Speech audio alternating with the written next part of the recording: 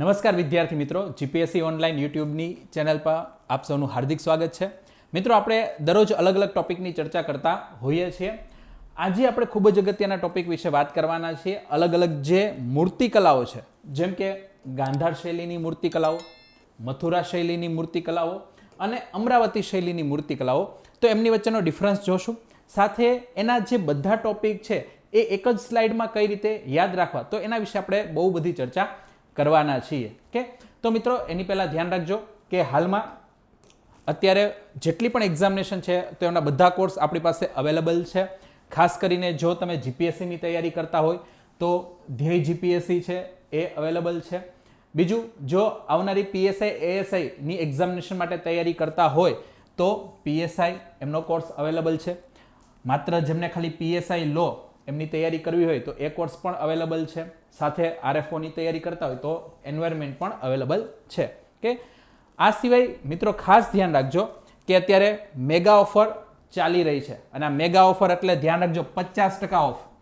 કે જેટલી પણ કોસ્ટિંગ તમારી છે ને બધી 50% ઘટી જશે. ક્લિયર? તો અહીંયા તમે બધી પ્રાઇસ જોઈ શકો છો. તો તમે ધ્યાન રાખજો મિત્રો અહીંયા કે જે પણ કોર્સ તમારે સબસ્ક્રાઇબ કરાવવો હોય તો અત્યારે તમે જોઈ શકો છો કે દરેકમાં 50% છે એની ઓફર ચાલી રહી છે. તો ફટાફટ સબસ્ક્રાઇબ કરાવો, રાહ શેની જોવો છો. બીજું ખાસ મિત્રો ધ્યાન રાખજો, બુક પણ અત્યારે બધી અવેલેબલ છે આપણી પાસે. જીપીએસસી માટેની દરેક ટોપર્સ નોટ છે એ અવેલેબલ છે. એન્વાયરમેન્ટની બુક અવેલેબલ છે, કાયદાની બુકો અવેલેબલ છે. અને જો તમે માત્ર તૈયારી સ્ટાર્ટ કરી હોય તો જે બધા પ્રશ્નોત્તરી છે તેમના માટેની ઓલ ઇન વન બુક છે એ આપણી પાસે અવેલેબલ છે. અને બાકી જો તમને કોઈ ડાઉટ હોય તો હેલ્પલાઇન નંબર આપેલા છે, તમે ત્યાં તમારા બધા ડાઉટ સોલ્વ કરી શકો છો. ક્લિયર? તો ચાલો હવે આપણે આપણા જે આજનો ટોપિક છે એના તરફ આપણે આગળ વધીએ. તો વાત કરવાની છે મૌર્યોત્તરકાલીન મૂર્તિકલા. કે તો મૌર્યોત્તરકાલીન મૂર્તિકલા છે તો મુખ્યત્વે આમ તો ઘણી બધી બીજી અલગ અલગ મૂર્તિકલાના પ્રકારોને બધું આવે, પણ આપણે મુખ્યત્વે 3 મૂર્તિકલાના પ્રકારો જોતા હોય છે. ગાંધાર કલા શૈલી છે, પછી મથુરા કલા શૈલી છે અને અમરાવતી કલા શૈલી છે એ. તો ધ્યાન રાખજો કે સૌપ્રથમ જો વાત કરીએ તો જે ગાંધાર કલા શૈલી છે તેના ઉપર પ્રભાવ કોનો પડે છે? પ્રભાવ પડે છે ઇન્ડો ગ્રીકનો. કારણ કે આ બધી કલા શૈલી છે વિકસી છે ક્યાં? ઉત્તર પશ્ચિમ ભારત છે ત્યાં. અને ઉત્તર પશ્ચિમ ભારત છે એ હંમેશા વિદેશી આક્રમણનો ભોગ બનતું જ રહ્યું છે. એટલા માટે ત્યાં ઇન્ડો ગ્રીક, સિથિયન, પાર્થિયન અને યુચી, તો એમનો પ્રભાવ છે તમને ગાંધાર કલા શૈલી ઉપર જોવા મળે છે. ત્યાર પછી જો વાત કરીએ મથુરા કલા શૈલી, તો મથુરા કલા શૈલી છે એ ક્યાં વિકસી છે? મધ્ય ભારત છે ત્યાં. ખાસ કરીને તેમાં તમને જે પણ શુંગકાલીન મૂર્તિકલાઓ છે, કુષાણકાલીન મૂર્તિકલાઓ છે, તો એ મથુરા કલા શૈલીની અંતર્ગત જ આવી જશે. તો મધ્ય ભારતમાં મથુરા કલા શૈલી. અને દક્કન ભારતની વાત કરશું તો સાતવાહન વંશ છે તો ત્યાં અમરાવતી મૂર્તિકલા શૈલી છે એનો વિકાસ થયો છે. કે તો તમે ઉત્તર પશ્ચિમ ભારત, ઓકે, એક ટોપિક આપણો તો આ થઈ ભાઈ દરેક શૈલી ક્યાં વિકસી છે, તો ઉત્તર પશ્ચિમ ભારતની વાત આવે તો ગાંધાર, મધ્યની વાત આવે તો મથુરા, અને જો દક્કનની વાત આવે તો અમરાવતી શૈલી. તો પહેલી વાત થઈ. હવે ખાસ ધ્યાન રાખજો કે ખાસ કરીને જે ગાંધાર અને મથુરા શૈલી છે એમના વચ્ચેનો જે ડિફરન્સ છે એ ખાસ કરીને આપણે પૂછી લેતા હોય છે. તો એના માટે આપણે થોડુંક અહીંયા ધ્યાનમાં રાખવાનું છે. અહીં આપણે થોડીક બાબતો છે ડિફરન્ટ કરીને આપેલી છે. જેમ કે ગાંધાર કલા શૈલી, એમના જો સમયની આપણે વાત કરીએ તો એ 100 BC ટુ 500 AD ત્યાં સુધી છે. અને જો આપણે મથુરા કલા શૈલીની વાત કરીએ તો 100 AD ટુ 700 AD. કે તો એનો સમયગાળો છે, એટલે સમયગાળાની દ્રષ્ટિએ આ થોડીક જૂની છે અને એના કરતાં થોડીક નવીનમાં મથુરા કલા શૈલી આવી જશે. બંનેના મુખ્ય કેન્દ્રની વાત કરીએ તો મુખ્ય કેન્દ્રમાં ખાસ અહીંયા ધ્યાન રાખજો કે ગાંધાર કલા શૈલી છે તો એમાં ગાંધાર આવશે, બામિયાન આવશે, તક્ષશિલા આવશે, પેશાવર આવશે અને સ્વાત ઘાટી. આ બધા એના મુખ્ય કેન્દ્ર રહ્યા. અને જ્યારે મથુરા કલા શૈલીની વાત કરીએ તો એમાં આવશે મથુરા, કેશવપુર, જમાલપુર અને બીજા અને આજુબાજુના જે વિસ્તારો છે ત્યાં મથુરા કલા શૈલીનો વિકાસ થયો. હવે વાત આવે છે કે ભાઈ જે ગાંધાર કલા શૈલી છે તો એમાં મૂર્તિ નિર્માણ કરીએ તો એમાં કઈ સામગ્રીનો આપણે ઉપયોગ કરતા હોઈએ છીએ અથવા ત્યારે કરતા હતા, તો એમાં આવશે ભૂરા ચૂરણવાળા પથ્થર, ચૂના પથ્થર, પ્લાસ્ટર અથવા ઘણી મૂર્તિઓ છે ધાતુમાં પણ આપણને મળી આવી છે. ઓકે, તો આ વાત આવે ગાંધારમાં. અને મથુરામાં જો વાત કરીએ તો લાલ બલ્લુઆ પથ્થર, આ ખાસ ધ્યાન રાખજો. ઓકે, રેતાળ પથ્થરો છે, બલ્લુઆ એટલે રેતાળ, ક્લિયર. તો જે લાલ રેતાળ પથ્થરો છે એ ચૂના પથ્થર, પ્લાસ્ટર અને ધાતુ. તો આ તમને ક્યાંક ને ક્યાંક મથુરા કલા શૈલીમાં જોવા મળે છે. તો નાનકડો થોડોક ડિફરન્સ જોયો છે, હજી આગળ આપણે ડિફરન્સ જોવાના જ છીએ. કે હવે આપણે ચાર્ટ દ્વારા છે, ઓકે, આપણે શું કરવું છે, એક એક શૈલી જોવી છે. તો સૌપ્રથમ આપણે વાત કરવાના છીએ એ છે ગાંધાર શૈલી. ક્લિયર, ગાંધાર શૈલી છે અને આપણે ચર્ચા કરવાની છે. તો ધ્યાન રાખો, ગાંધાર શૈલી છે એમાં આપણે જોશું કે ભાઈ એમાં પહેલાં તો કોની કોની મૂર્તિઓ મળી આવે છે, જેમ કે ધાર્મિક મૂર્તિઓ કઈ છે, ગેરધાર્મિક મૂર્તિઓ કઈ છે. તો પેલું ધ્યાન રાખજો કે ધાર્મિક જે પણ આપણે મૂર્તિઓની વાત કરીએ તો એમાં યુનાની અને જે રોમન દેવી દેવતાઓ છે, હેલેના છે, એપોલો છે, હેરાક્લિસ છે, તો એ અલગ અલગ દેવી દેવતાની મૂર્તિઓ છે એ આપણને અહીંયા મળી આવે છે. બીજું સ્થાનીય દેવી દેવતાઓની વાત કરીએ, યક્ષ, યક્ષિણી, કુબેર, હરિતી, સુખાવતી, તો આ પ્રકારની મૂર્તિઓ પણ આમાં મળી આવે છે. કે એક તો ધાર્મિકમાં છે એ રોમન અને યુનાની દેવી દેવતાઓ છે, એ સ્થાનીય દેવી દેવતાઓ છે એમની મૂર્તિઓ મળી આવે છે. ગેરધાર્મિકની વાત કરીએ તો જે સામાન્ય પુરુષો અને મહિલાઓની મૂર્તિઓ છે એ આપણને મળી આવે છે. આ સિવાય વાત કરીએ તો બુદ્ધ તથા બોધિસત્વ, આ ખાસ ધ્યાન રાખજો, બુદ્ધ તથા બોધિસત્વ તો એ પણ મળી આવે છે. તો ખાસ ધ્યાન રાખજો કે ગાંધારમાં બુદ્ધ તથા બોધિસત્વ છે એને વાસ્તવિક મનુષ્યની સમાન ગણેલ છે. એટલે એમાં કોઈ એક્સ્ટ્રા છે એવી બધી બાબતો ઉમેરવામાં નથી આવી કે ચાલો એ કંઈક અલગ જ દુનિયામાંથી આવેલા હતા અને એ પ્રકારનું એનું આભા મંડળ હોય, એ પ્રકારે વસ્તુ જોવા મળતી નથી. એક જે સામાન્ય મનુષ્ય છે એ પ્રકારે જેમને દર્શાવવામાં આવ્યા છે, એટલે કે યથાર્થવાદી બોધ એને કહેવામાં આવે છે. તો આ બાબત આપણે ધ્યાનમાં રાખવાની છે. આ સિવાય વાત કરીએ તો મૂર્તિમાં, ઓકે, ખાસ ધ્યાન રાખજો, મૂર્તિ છે એમાં દાઢી, મૂછ તથા જે વાકડિયા વાળ છે, ઓકે, તથા અમુક સ્થાનો પર પગમાં છે એ તમને પગરખા પણ જોવા મળે છે. તો એ બાબત તમારે ખાસ કરીને ધ્યાનમાં રાખવાની છે. હવે ધ્યાન રાખજો, જે બુદ્ધના વસ્ત્રો તમે અહીંયા જોશો તો તમને ખ્યાલ આવશે આ વસ્ત્રો છે એ કેવા છે, લટકાવાયેલા છે આ પ્રકાર. એટલે તમને અહીંયા ઘડી અલગ અલગ જોવા મળશે. તો બુદ્ધના વસ્ત્ર છે રોમન ટોગા એટલે કે ચોલા સમાન લટકાયેલા તમને જોવા મળે છે. તો આ તમે અહીંયા જોઈ શકો છો. આ સાથે અહીંયા તમે જુઓ, મૂર્તિ પાછળ છે તમને આભા મંડળ છે એ જોવા મળશે. બીજું, અહીંયા કોઈ પણ પ્રકારના અલંકરણ છે તમને જોવા મળતા નથી, અલંકરણનો અહીંયા અભાવ જોવા મળે છે. બીજું, અને એના કારણે શું થાય છે કે કોઈ મોટું આભા મંડળ છે, એટલે કોઈ મોટા કહેવાય ને કે દેવી સમાન અથવા કે ભગવાનની બહુ મોટી મૂર્તિ હોય અને પછી આભા મંડળ બહુ મોટું બતાવ્યું હોય, ઓકે, કે આ તો સર્વશક્તિમાન છે, તો એ પ્રકારનો કોઈ ભાવ જોવા મળતો નથી. આ સિવાય આધ્યાત્મિક ભાવ અહીંયા જોવા મળતો નથી, સિમ્પલ સોબર તમને જોવા મળે છે. બીજું ધ્યાન રાખજો, બુદ્ધની મોટા ભાગની મૂર્તિઓ છે એ પથ્થરની બનેલી છે, એ તમારે ધ્યાનમાં રાખવાનું છે. અમુક સ્થાનો પર જ ધાતુનો પ્રયોગ ત્યાં જોવા મળે છે. તો આટલી બાબત છે એ તમારે ગાંધાર શૈલીની અંતર્ગત જોવાની રહે છે.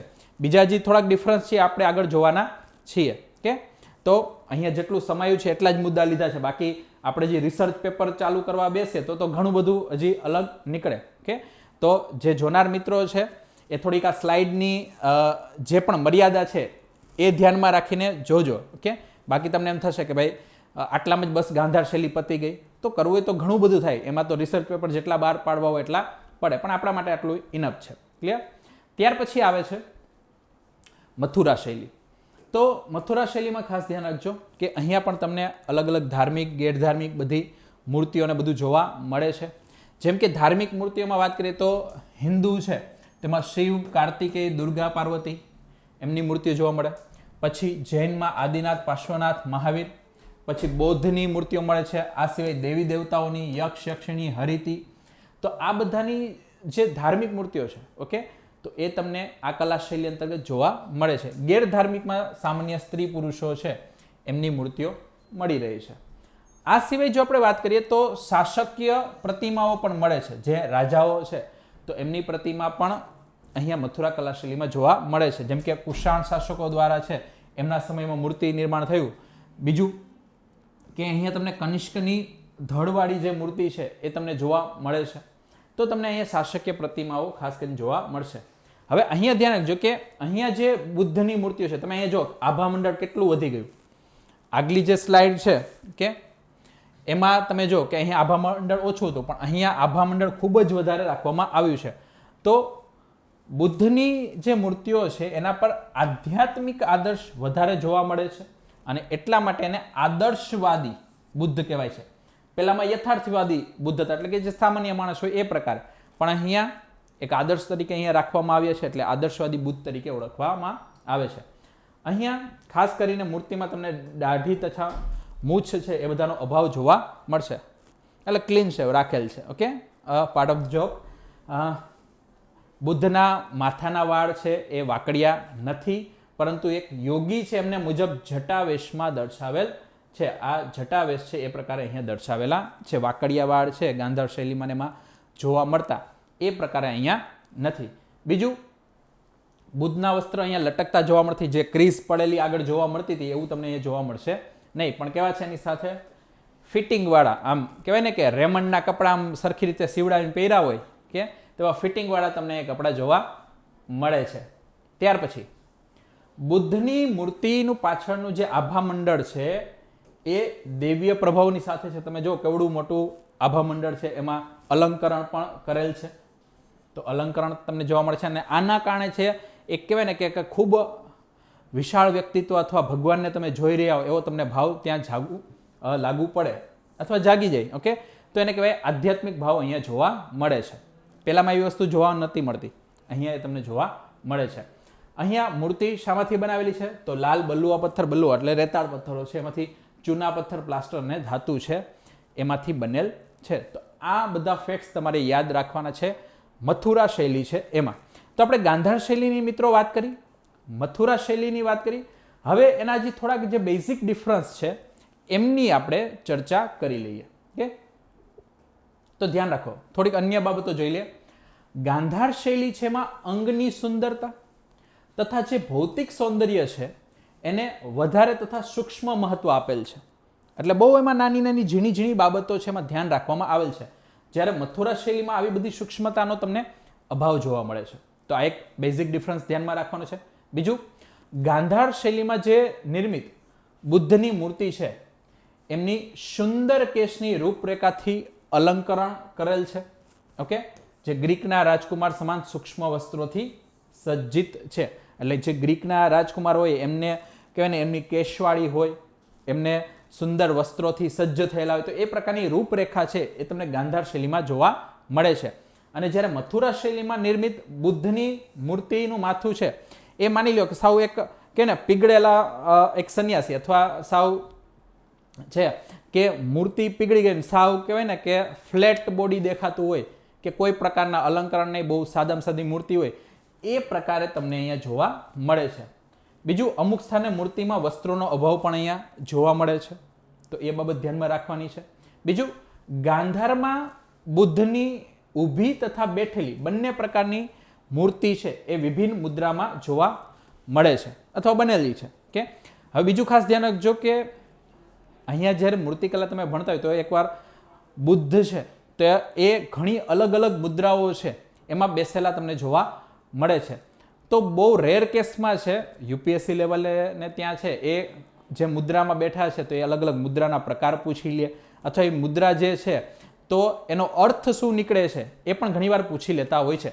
મેં એ બધી વસ્તુ અહીંયા નથી બતાવી, એ વસ્તુ આપણે રાખવા જઈએ તો ખૂબ લાંબુ થઈ જાય એટલા માટે. ક્લિયર? તો ખાલી મુદ્રામાં છે અલગ અલગ બનેલ છે. ઓકે, જેમ કે ધ્યાન, ધર્મચક્ર પરિવર્તન. ઓકે, તો આ બધી બાબતો છે એ તમને ત્યાં જોવા મળે છે. બીજું, ગાંધાર શૈલીમાં બુદ્ધ છે એ પદ્માસન પર વિરાજમાન છે. ઓકે, ગાંધાર શૈલીની વાત કરશું ત્યારે. જ્યારે મથુરા શૈલીમાં એ સિંહાસન પર જોવા મળે છે. તો આટલી બેઝિક બાબતો છે એ તમારે અહીંયા જોવાની હતી. ક્લિયર? તો મને લાગે છે કે આટલા મુદ્દા તમે કોઈ પણ એક્ઝામિનેશનમાં લખો તો તમારે 200 શબ્દોનો કન્ટેન્ટ થઈ જાય અને પ્રિલિમ્સમાં પણ આના આજુબાજુમાંથી તમને પ્રશ્નો મળી રહે. હવે આપણે મથુરા અને ગાંધાર શૈલીની તો વાત કરી. હવે થોડીક ચર્ચા છે એ આપણે અમરાવતી શૈલી છે એની કરી લઈએ. ઓકે, તો ચાલો અમરાવતી વિશે વાત કરીએ. તો અમરાવતીની મૂર્તિકલા તમે અહીંયા જોઈ શકો છો. તો ધ્યાન રાખજો કે આ મૂર્તિ છે એ સ્પષ્ટ રૂપે વિકસિત થયેલી તથા બાહ્ય સંસ્કૃતિથી પ્રભાવિત જોવા મળે છે. તમે જો બધી બાબતોમાં તમને અહીંયા સ્પષ્ટતા જોવા મળે છે, એટલે સ્પષ્ટ રૂપે વિકસિત થયેલી છે તથા બીજી બધી સંસ્કૃતિનો પ્રભાવ તેમાં જોવા મળે છે. બીજું, સફેદ આરસના પથ્થરોથી નિર્મિત છે, એટલે આ બાબત ધ્યાનમાં રાખવાની છે. બીજું જે અમરાવતી શૈલી છે તો એના ઉપર બૌદ્ધ ધર્મનો પ્રભાવ છે, એટલા માટે ભગવાન બુદ્ધ અને એમની મૂર્તિઓ વધારે પ્રમાણમાં અહીંયા જોવા મળે છે. બીજું એક ધ્યાનમાં રાખવાનું, મેં આગળ શરૂઆતમાં જે પહેલી સ્લાઇડ હતી એમાં 3 ભગવાન બુદ્ધની મૂર્તિઓ બતાવી, એટલે એનો મિનિંગ એવો નથી કે આ શૈલીમાં માત્ર ભગવાન બુદ્ધની મૂર્તિઓ જ જોવા મળે છે. ઓકે, ઘણી બધી મૂર્તિઓ છે એ અવેલેબલ છે. આપણે આગળ જ વાત કરી દેવી દેવતાઓની, સામાન્ય પુરુષોની, બોધિસત્વની છે એ. તો એ તમારે ખાસ મિત્રો ધ્યાનમાં રાખવાનું છે. આ તો તમને થોડોક ક્લિયર કટ ડિફરન્સ ખ્યાલ આવે એટલા માટે આ બધી મૂર્તિઓ આપેલી છે. હવે આપણને ખ્યાલ છે પ્રમાણે આગળ જોઈ ગયા કે સાતવાહન શાસકો છે એના દ્વારા અમને સંરક્ષણ પ્રાપ્ત થયું હતું આ જે અમરાવતી કલા શૈલી છે એમાં. હવે આનો વિસ્તાર ક્યાં છે? તો વિસ્તાર આવશે કૃષ્ણા ગોદાવરીની ખીણ છે, એટલે એનો જે પ્રદેશ છે ત્યાં. બીજું અમરાવતી એટલે કે જે ગુંટૂર જિલ્લો છે તેની આજુબાજુના વિસ્તારમાં, નાગાર્જુન કોંડા અને એના આસપાસના વિસ્તારો છે ત્યાં આપણને આ જે અમરાવતી મૂર્તિકલા છે એ વિસ્તૃત થયેલી જણાય છે. હવે મોટાભાગે જ્યારે તમે મૂર્તિઓ જોશો તો તમને કોઈને કોઈ કથા વસ્તુનું અંગ જોવા મળશે કે આ બાજુ છે 4-5 લોકો બેઠા, આ બાજુ થોડાક બીજા લોકો છે વાતો કરી રહ્યા હોય, વચ્ચે છે એ દેવી દેવતા હોય અથવા ભગવાન બુદ્ધની મૂર્તિ હોય, અને કોઈ એક કથા છે એનું નિર્માણ થતું હોય અથવા કથા તમને સંભળાવવા માંગતા હોય એ પ્રકારનું તમને ત્યાં દ્રશ્ય આલેખન જોવા મળે છે. તો કથા વસ્તુનું અંગ ત્યાં મૂર્તિકલા શૈલીમાં ક્યાંક ને ક્યાંક જોવા મળે છે. બીજું, આ મૂર્તિકલા શૈલી છે એમાં બુદ્ધની જે વ્યક્તિગત વિશેષતાઓ છે એ કોઈ એટલી બધી જોવા મળતી નથી. જેમ આગળ આપણે ગાંધાર શૈલીમાં એમાં થોડીક વધારે ડિટેલમાં જોયું એ પ્રકારે અહીંયા વ્યક્તિગત એટલી વિશેષતાઓ અમરાવતી કલા શૈલીમાં નથી મળતી. બીજું એક છેલ્લે હવે વાત કરી લઈએ કે મોટાભાગની જે મૂર્તિઓ છે એ બુદ્ધનું જીવન તથા જાતક કથાઓ પર આધારિત છે. જાતક કથાઓ પર આધારિત છે એટલે એ કથા વસ્તુ છે એ ક્યાંક ને ક્યાંક તમને મૂર્તિકલામાં જોવા મળે એ પ્રકારે છે એ શું કરવામાં છે, એમનું નિર્માણ કરવામાં આવે છે. તો મિત્રો અહીં આપણે છે એ 3 પ્રકારની જે મૂર્તિકલાઓ છે કે ગાંધારની વાત કરી ગયા, મથુરાની વાત કમ્પ્લીટ કરી અને અમરાવતી છે એમની વાત કરી લીધી. આ બંને વસ્તુ છે એ તમને ખાસ કરીને મેન્સમાં પણ પૂછાઈ જાય છે અને પ્લસમાં જે પ્રિલિમ્સ એક્ઝામિનેશન છે તો એમાં પણ એટલો જ અગત્યનો ટોપિક રહેલો છે. બીજું તમને કહ્યું એ પ્રમાણે કે આપણે બહુ ડિટેલમાં છે હજી આ વસ્તુમાં નથી ગયા, જે મુખ્ય બાબતો છે એના વિશે જ આપણે ચર્ચા કરેલી છે. ઓકે, બાકી તમે આમાં હજી બીજું ઘણું બધું એડ કરી શકો છો.